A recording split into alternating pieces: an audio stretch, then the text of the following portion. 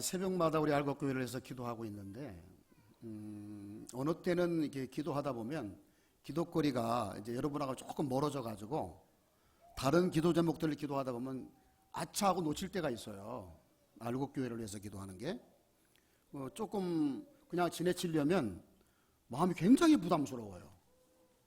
그래서 잊어버렸다가도 제일 마지막에 알곡교회 복 주세요. 이렇게 또 이렇게 아픈 사람들, 힘든 사람들, 특별히 은혜가 필요한 사람들을 위해서 기도하게 되더라고요. 그래서 성령의 감동이신 것 같아요. 사무엘이 내가 기도 쉬는 죄를 범하지 않겠다라고 말했는데 그게 막 느껴지는 것 같아요. 그래서 제가 할 수 있는 대로 우리 알곡 공동체의 지체들이 건강하기를 원하고 행복하기를 원하고 그리고 형통하기를 위해서 끊임없이 기도할 것입니다. 생각날 때마다 또 저를 위해서도 기도해 주시기를 바랍니다. 한 달에 한 번씩 여러분과 이렇게 만나서 교제도 하고 말씀을 나누다 보니까 한 달 내내 어떤 말씀을 드릴까 고민을 좀 많이 하게 돼요. 그전에는 막 의무적으로 주일 오전 예배, 막 오후 예배, 또 수요 예배, 새벽 기도 쭉 있으니까 막 하게 되는데 한 달에 한 번 여러분과 만나서 말씀을 나누는 것이니까 정말 꼭 필요한 말씀,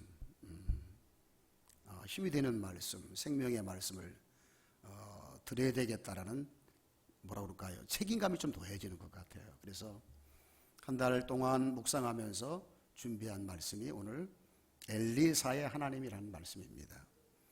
말씀을 드리기 전에 오랫동안 목회하면서 느낀 것이 하나 있는데 저와 여러분에게 꼭 필요한 것이 무엇인가를 가만히 생각해 보면 많은 것들이 있어야 되겠지만 그중에 제일 중요한 것이 우리의 그릇인 것 같다라는 느낌을 많이 갖게 돼요.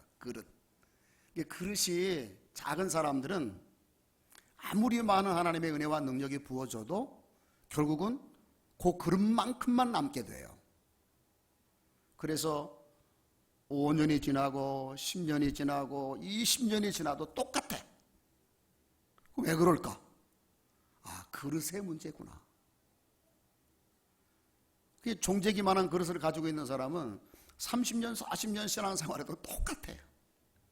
그런데 이 그릇이 큰 사람들은 1년만 신앙생활해도 다른 사람들이 상상할 수 없는 놀라운 영성, 놀라운 신앙, 이런 것들을 막 이렇게 드러내면서 보기만 해도 흐뭇하고 감동을 주는 성도가 있는데 그릇의 문제가 참 중요하다라는 생각을 특히 찬양하면서도 그렇고 묵상하면서도 갑자기 느껴졌어요. 그래서 저와 여러분이 앞으로 해야 될 건 하나님의 은혜가 이 강단을 통해서 폭포수같이 쏟아지는데 우리가 그릇을 좀 크게 해야 되겠구나.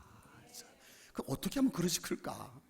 물론 하나님이 만드시는 그릇이어야겠죠. 그런데 우리가 그릇을 크게 하는 방법이 하나가 있는데 뭐냐면 원래 우리 인생은 하나님이 우주를 담도록 창조하셨어요.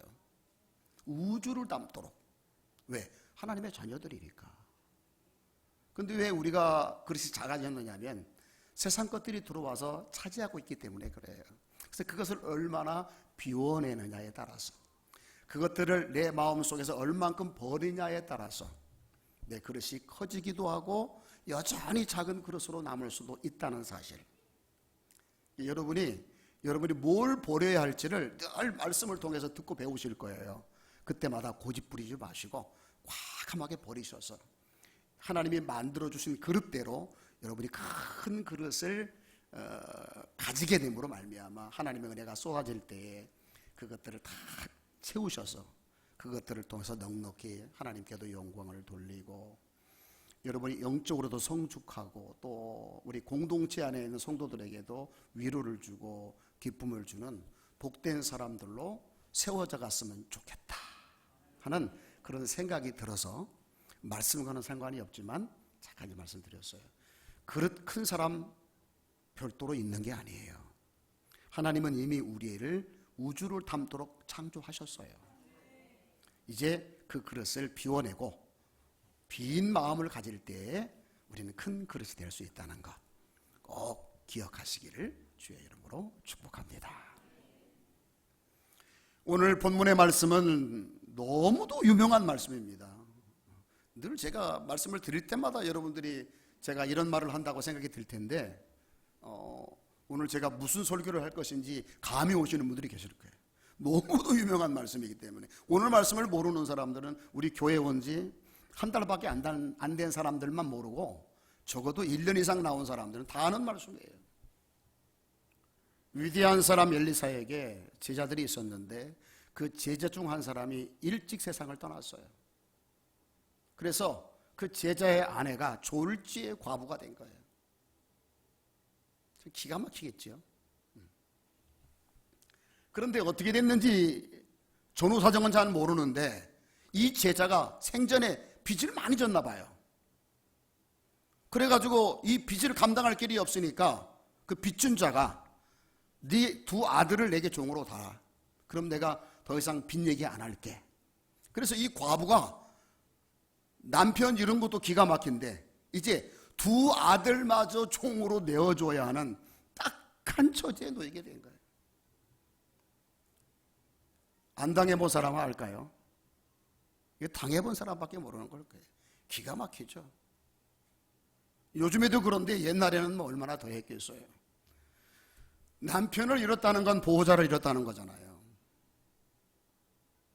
기둥이 사라진 거예요, 집에서.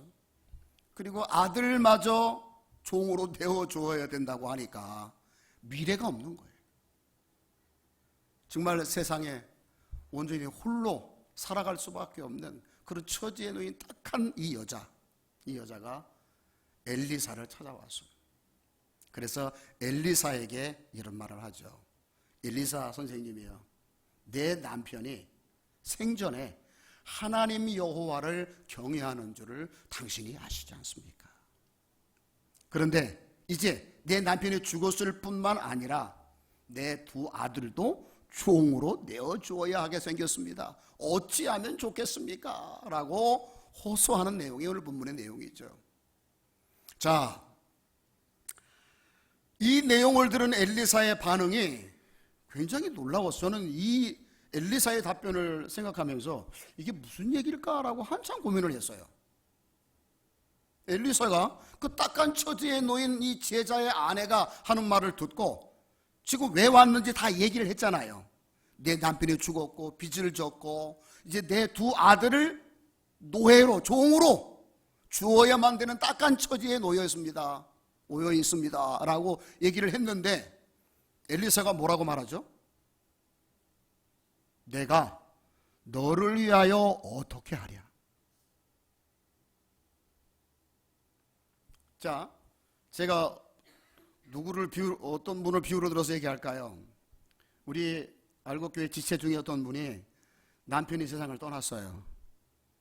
그리고 아들 둘을 어떻게 다른 사람에게 주어야 되는 처지에 놓였어요. 그리고 저한테 왔어요. 목사님, 내 남편이 평생에 하나님을 경외하는 걸 목사님도 아시죠? 그런데 죽었고 그리고 내 두 아들을 이렇게 남에게 주어야만 되는 딱한 처지에 놓이게 되었습니다 라고 저한테 말했을 때 제가 여러분에게 그 사람에게 어떤 말 해주기를 원합니까? 어떻게 했으면 좋을 것 같아요? 제가 생각하기에는 먼저 위로의 말을 해야 된다고 생각을 합니다. 그리고 대책을 세워야 되겠죠. 그런데 이 엘리사의 말은 남 얘기하는 것 같아요. 내가 너를 위해서 뭐하냐? 어떻게 하랴? 이거 굉장히 오해할 수밖에 없는 말씀이죠. 이 내용을 살펴보면서 몇 가지 고민에 빠졌어요, 저도요. 자, 이 남편이 죽어서 과부가 된 엘리사의 제자 중 한 사람의 아내가 엘리사에게 와서 이런 말을 했는데 여러분 왜 했을 것 같아요? 엘리사가 성경에는 안 나와 있지만 제가 딱 느끼기는 이거예요. 자기 제자가 죽었는데 그 집에 가본 걸까요? 안 가본 걸까요? 본문의 내용을 보면 안 가본 거야. 누가 죽었는데? 자기 제자가 죽었어요. 이 전후 사정을 모르잖아요, 지금요. 다른 사람은 몰라도 제자가 죽었는데 스승이 안 와봤어요. 너무 무관심한 거 아니에요? 그리고 딱한 이야기를 했을 때에 위로하면서 대책을 세워주는 말을 해야 되는데 남 얘기하는 것처럼 하잖아요. 매정하게 내가 너를 위하여 어떻게 하랴. 이거 그냥 들으면 별거 아닌 것처럼 생각하지만 당사자가 들었을 때는 기가 막힌 얘기죠. 너무 매정한 이야기란 말이죠. 누가요? 하나님의 사람 선지자 엘리사가 말이에요. 다른 사람도 아닌데. 이게 우리가 본문 속에서 관심을 가지고 들여다봐야 될 내용이에요. 여러분, 엘리사는 하나님의 사람이에요. 엘리사가 하는 말과 행동들은 본인 그냥 기분 나는 대로, 생각 나는 대로, 자기 느낌대로, 자기 삶의 방식대로 이야기한 게 아닙니다. 여러분, 엘리사는 하나님의 영에 감동된 사람이에요. 아멘. 그러니까 겉으로 보기에는 무관심하고 매정한 행동으로 보이지만 엘리사의 이런 행동들은 그 안에 뭔가 메시지를 담고 있는 거예요. 메시지를 담고 있어요. 제가 늘 말씀을 드릴 때마다 여러분들에게 부탁드리는 게 하나 있죠. 하나님의 말씀을 읽을 때마다 어떻게 하라고요? 궁금해해라. 왜 하나님이 이렇게 당신의 종을 통해서 표현하게 하셨고 말하게 하셨고 행동하게 했을까? 이거 다른 사람이 생각하면요, 엘리사 선지자는 지금이야 너무 무관심한 사람이에요. 자기 제자가 죽었어요. 근데 왜 안 가봅니까? 안 가보니까 모르잖아요. 그러니까 이 엘리사의 종의 제자의 아내가 기다리다가 참다 못해서 지금 누구를 찾아온 거예요? 엘리사를 찾아온 거야. 우리 집에 그런 일이 생겼는데 우리 목사님이 안 와보신 거야. 우리 목사님이 안 와보신 거라니까 지금 이 내용이. 그러니까 참다 못해서 이창미 권사님이 찾아온 거야, 목사님을. 그런 상황이라고 여러분 생각하셔야 돼요. 정말 엘리사가 그런 사람입니까? 여러분, 엘리사가 그런 행동을 했다는 건 하나님의 영에 감동받은 사람이 하는 행동이거든요. 그러면 엘리사의 행동 하나하나는 누구를 보여주고 있는 거예요? 우리 하나님을 보여주고 있는 거예요. 그러니까 이 오해를 풀어야 되는 것입니다. 자, 그러면 이 사건 보면은 이미 말씀드린 대로 무관심하고 매정하게 보이는 행동 같지만 하나님이 이런 말씀과 행동을 통해서 말씀하시려는 게 뭘까 하는 거예요. 여러분, 이 여자가 어떤 여자인가부터 우리가 생각을 해야 왜 엘리사가 이런 행동을 했는지를 이해하게 되는 거예요. 이 여자는 어떤 여자예요? 비록 지금은 과부가 되어 있지만 누구의 아내였죠? 엘리사라는 사람의 제자의 아내예요. 그러면 엘리사의 제자는 어떤 사람이에요? 엘리사 밑에서 수년 동안 듣고 배우고 함께 하면서 그 누구보다도 영적으로 뛰어난 사람이란 말이죠. 그의 아내예요. 그 평소에 하나님에 대해서 알까요, 모를까요? 아는 사람이죠. 이 점을 생각하고 엘리사가 왜 이런 행동을 했는지를 봐야 돼요. 여러분, 이 행동 속에는 하나님이 어떤 분인가가 보여지는 계시가 있어요. 여러분, 이 내용을 통해서 하나님은 어떤 분으로 보여주고 있는지 아십니까? 하나님은요, 아주 어린 사람들은 하나님이 찾아가서 위로해 주시고 격려해 주시고 다독거려 주시고 깨우쳐 주시고 건져 주시고 채워 주시는 은혜를 주시는 하나님이시지만, 그러나 우리가 어느 정도 성장해서는 하나님이 우리에게 그렇게 하기를 원하지 않았어요. 여러분, 하나님이 어떤 자의 하나님이라는 걸 여기서 보여주고 계시냐면 찾아와 부르짖는 자의 하나님이시라는 사실을 오늘 본문을 통해서 굳이 하나님이 계시해 주시고 말씀해 주고 계시고 싶으신 거예요. 할렐루야. 하나님 어떤 자의 하나님이라고요? 찾아오는 자의 하나님이에요. 하나님은 어떤 자의 하나님이에요? 부르짖는 자의 하나님이시란 말이에요. 예수님께서도 말씀하시잖아요. 구하라, 그리고 찾으라, 그리고 뭐하라? 두들기라. 하나님은 적어도 엘리사에게 제자가 될 정도로 하나님이 어떤 분인지를 아는 사람의 수준에 있다면, 비록 그의 아내라 할지라도 이런 상황에서 주저앉아서 누가 찾아와서 위로해 주기를 바라보고 앉아있고 그 상황에 빠져가지고 곱씹으면서 슬퍼하고 괴로워하고 낙담하고 있을 것이 아니라, 비록 그런 어려움 속에 있을지라도 일어나서 당당하게 하나님께 찾아나와 내가 이런 형편에 빠져 있습니다, 내게 이런 문제가 있습니다 라고 하나님께 찾아와서 호소하는 사람이 되기를 하나님이 원하시기 때문에 엘리사로 하여금 찾아가지 않게 하셨다고 저는 생각을 합니다. 여러분 어떤 신앙을 가지고 계십니까? 하나님은요, 우리가 하나님을 찾기를 원하시고 문제를 가지고 주저앉아서 그 문제를 곱씹으면서 괴로워하고 낙심하고 탄식하면서 누가 찾아와서 위로해주고 일으켜주고 건져주고 도와주기를 기다리는 그런 나약한 신앙인이 아니라, 어떤 문제에 빠졌든지 전능자이신 하나님 앞에 그 문제를 가지고 나와서 부르짖어, 내게 이런 어려움이 있습니다, 내게 이런 문제가 있습니다, 하나님 이 문제를 해결해 달라고 부르짖고 호소하는 성숙한 사람이 되기를 원하시기 때문에 우리 하나님께서 엘리사의 마음을 주장하셔서 이렇게 하셨다고 저는 생각을 합니다. 그렇지 않으면 이해가 안 돼요. 자기의 제자가 죽었는데 찾아가 보지 않는다? 지금 딱한 처지에 놓여있는 이 사람의 말을 듣고도 위로의 말도 하지 않고 대책도 안 세워주면서 내가 너를 위하여 어떻게 하랴? 이런 말을 할 수 있을까요? 아니죠. 정말 살아가면서 여러분 어려움을 많이 만날 수 있어요. 힘든 일을 만날 수 있어요. 그때 여러분 거기에 주저앉아서 그 문제를 곱씹으면서 슬퍼하고 괴로워하고 낙담하면서 거기에 눌려서 지내면 아니 됩니다.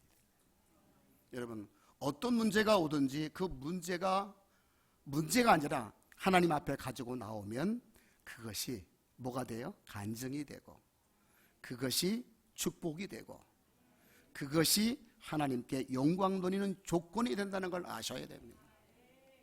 하나님은 살아계십니다. 여러분 이 말씀은 평생에 여러분이 붙들고 사셔야 될 문제예요.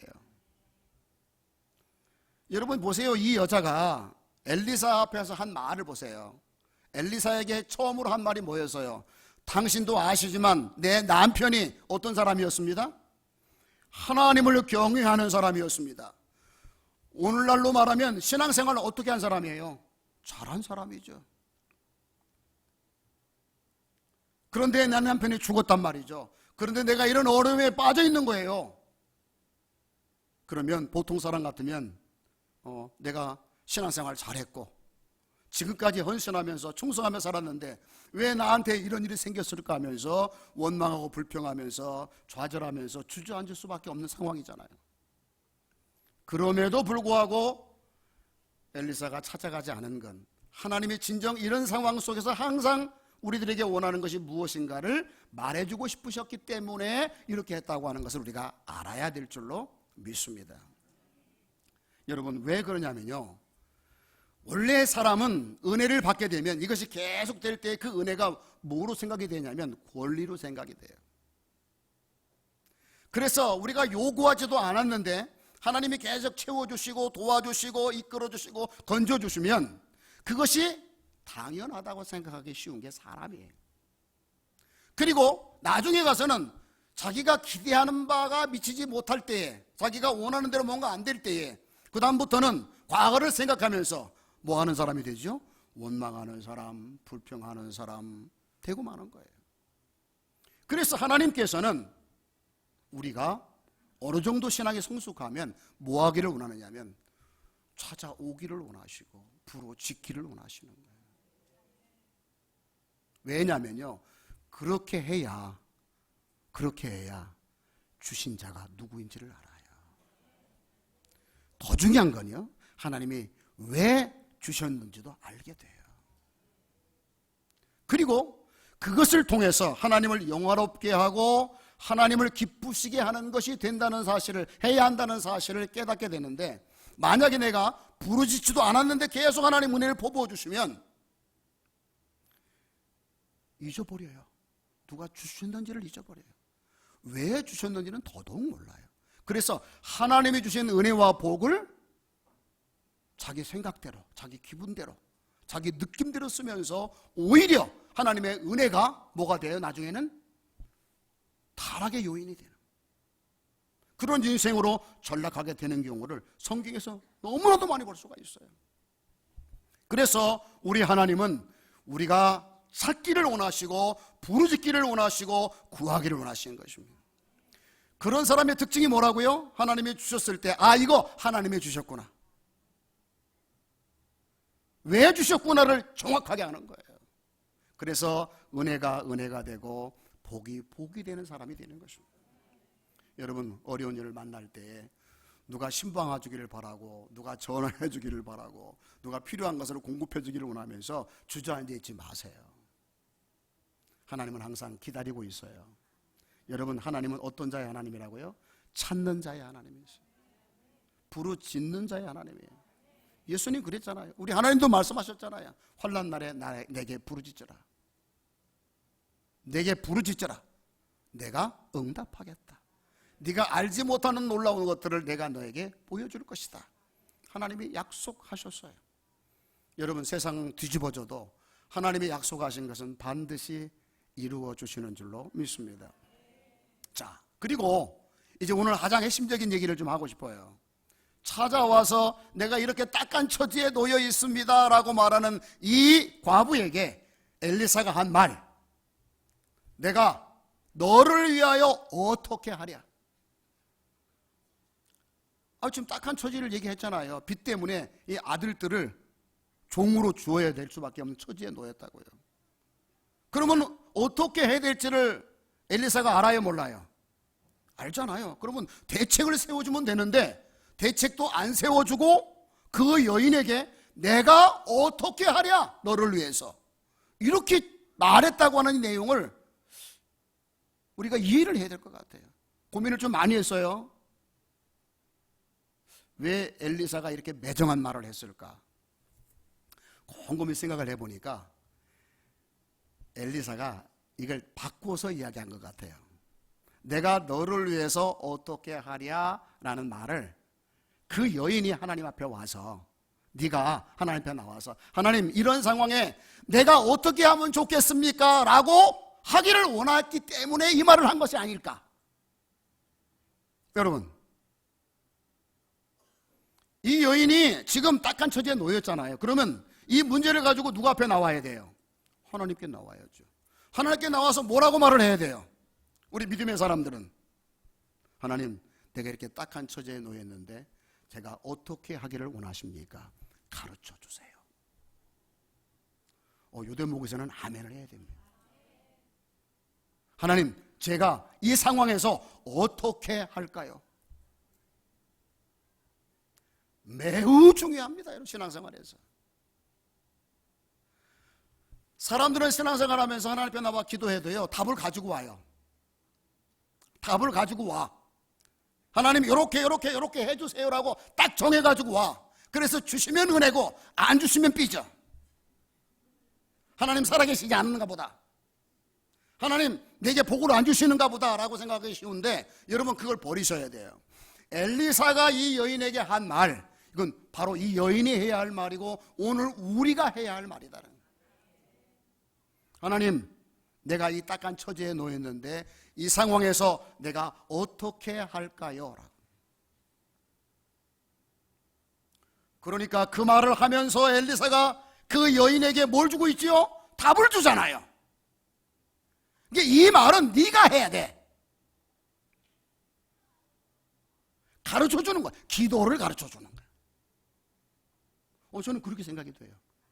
기도를 가르쳐주는 거야.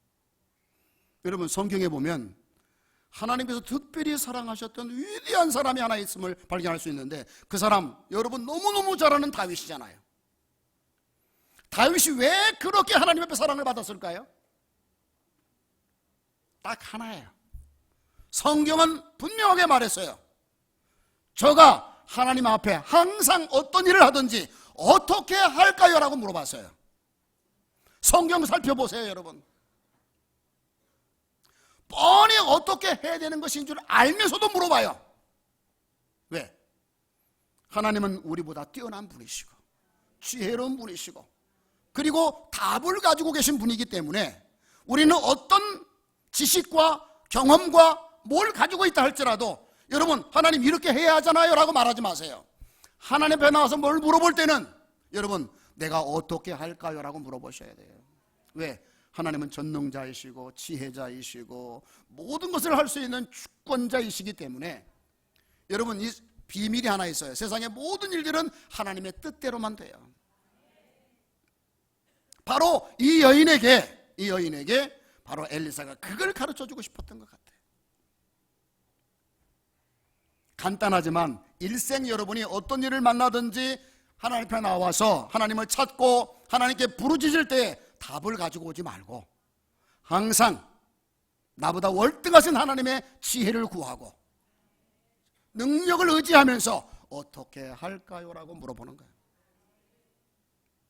대표적인 예로 다윗을 이야기했는데, 다윗이 원수 사울이 죽은 이후에 그는 분명히 많은 사람들이 생각하기를 정치적인 중심지였던 실로로 가기를 원했을 거예요. 그런데 그는 하나님께 물어봤어요. 하나님, 제가 어디로 갈까요? 하나님께서 그에게 너는 헤브론으로 가라라고 말씀하셨어요. 그 이후에 놀라운 일들이 벌어졌어요. 그는 피 한 방울도 흘리지 아니하고 이스라엘 12지파의 족장들이 다 와가지고 제발 우리의 왕이 되어 주소서라고 간청하는 놀라운 역사를 하나님이 수년 동안 이루셔서 그는 피 한 방울도 흘리지 않고 왕위를 계승하는 복된 사람이 된 거예요. 하나님은 이런 사람을 찾고 계신 거예요. 여러분, 성경에 왜 하나님이 사울을 버렸다고 했죠? 왜 사울은 버리고 하나님이 다윗을 왕으로 세웠다고 했죠? 딱 한마디예요. 사울을 버리신 이유가 바로 하나님께 묻지 않았기 때문이래요. 사울이 다윗보다 인격으로 나쁜 사람이 아니에요. 악한 사람이 아니에요. 훨씬 더 리더십이 있고 대단한 사람임에도 왜 하나님이 그를 버렸을까요? 하나님께 묻지 않기 때문에 그럽니다. 하나님께 묻기를 축복합니다. 그래서 엘리사가 이 여인에게 내가 너를 위하여 어떻게 하랴라고 말을 한 거예요. 그리고 나서 그 여인의 말도 안 듣고 뭐라고 그러죠? 네 집에 무엇이 있느냐고 물어보잖아요. 너의 집에 무엇이 있느냐? 네가 그렇게 물어본다면 하나님이 너에게 이렇게 말할 거야, 그 말이에요. 그러니까 이 여인이 뭐라고 말을 하죠? 우리 집에 기름 한 병이 있습니다. 기름 한 병이 있습니다. 그 유명한 기름 말이죠. 그 유명한 기름. 제가 말 안 해도 이게 무슨 얘기인지 알 거예요. 그 유명한 기름 한 병이 있대. 그러니까 이 한 병밖에 없는데요. 그래? 그러면 나가서 사람들에게 다 그릇을 빌려달라고 그래가지고 온 동네 그릇을 다 빌려와라. 그리고 빌려다가 문 닫고 들어가서 그 기름을 그 빈 그릇에 부으라. 그리고 가득 차면 그것들을 팔아서 빚을 갚고 그리고 남은 것으로 너와 내 아들 둘이 살아가라 라고 말하잖아요. 제가 이렇게 보니까 시간이 별로 없어요. 그 뒷얘기는 나중에 한번 하고 잊어버리면 안 할 거예요. 이 두 가지만 얘기해도 충분히 여러분 오늘 일생 살아가면서 여러분들에게 붙들어야 될 진리는 다 드려진 것 같아요. 여러분, 하나만 더 말씀을 드리면 기름이 뭐죠? 기름밖에 없대요. 하나님의 영을 말하잖아요. 성령은 곧 하나님이세요. 세상 거 다 떠나고 다 잃어버려도 마지막까지 우리에게 남아있는 게 하나가 있어요. 그게 뭐죠? 하나님이세요. 이걸 가르쳐 주는 거예요. 네게 지금 너와 하나님이 함께 계시다. 그 하나님은 전능자이시다. 그 하나님이 함께 계시면 못할 것이 없다. 모든 것이 다 해결된다. 여러분, 이 사실을 발견하고 사는 사람은 이 땅 위에서 결코 실패하지 않는 사람이 될 줄로 믿습니다. 말씀을 줄이면 오늘 말씀을 통해서 하나님이 저와 여러분들에게 원하시는 게 뭘까? 뭐 여러 가지 말씀을 드릴 수 있는데 이런 느낌이 들어요. 신앙이란 게 뭘까? 신앙은 소극적이 되어서 그래서 없어진 거, 사라진 거, 딱 한 처지만 생각하면서 거기에 몰입되어져 가지고 나약하고 무력하게 살아가는 것이 아니라 이렇게 박차고 일어서서 엘리사를 찾아 나온 이 여인처럼 말이에요. 하나님 앞에 뛰쳐나와서 그리고 그 엘리사가 가르쳐 준 대로 내가 이 상황에서 어떻게 하면 좋을까요? 라고 비전을 가지고 적극적인 마음으로 그 문제를 해결하겠다는 의지를 가지고 적극적으로 도전하는 것, 그것이 바로 신앙의 길이겠구나. 여러분, 하나님은 이걸 저와 여러분에게 원하시는 거예요. 문제는 뭐 다양하게 오겠죠. 경제적인 문제로, 때로는 자식의 문제로, 부부간의 문제로, 질병의 문제로 많은 문제가 있겠죠. 그러나 답은 바로 이거예요. 찾아 나오세요. 하나님께 부르짖으세요. 그리고 부르짖을 때에 답을 가지고 오지 마세요. 이런 상황에서 내가 어떻게 할까요? 라고 물어보세요. 하나님은 최고의 답을 가지고 계세요. 그래서 기꺼이 저와 여러분에게 주기를 원하세요. 왜? 우리를 사랑하시니까. 그리고 끝까지 우리가 기억할 것, 세상 모든 거 다 떠나도 하나님은 여전히 나와 함께 계시다는 거. 그 하나님이 계신 걸 발견하고 느끼고 깨닫는 순간 거기서 새 출발이 가능해요. 하나님은 죽은 자도 살게 하시고 없는 것도 있게 하시고 있는 것도 없게 하시는 분인 줄로 믿습니다.